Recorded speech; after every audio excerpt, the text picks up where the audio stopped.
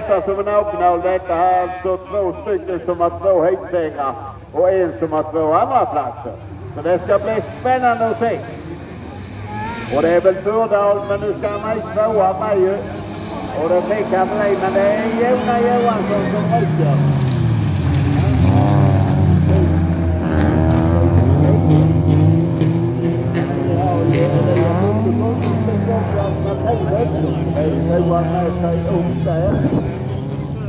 Jag tror att 302 med sig upp. Det var Rasmus Persson.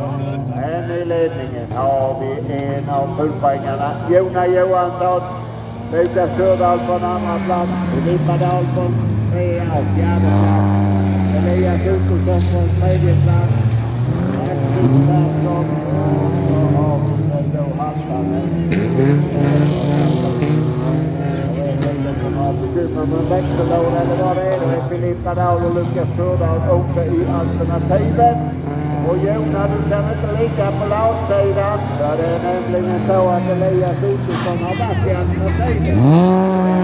Jona Johansson och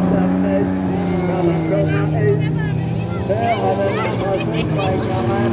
Elias Ottosson. Ja, det gör han inte.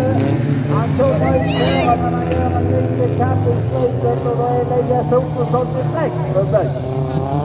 Nu är han då alltså på en andra plats. Elias Ottosson också fullpoängare och är på första plats. Ja, man jagar i fast Jona Johansson. Det är inte på sista varvet.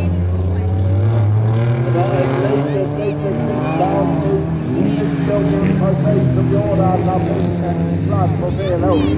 Elias Ottosson före Jona Johansson. Och det blir Elias Ottosson som tar hem detta före Jona Johansson.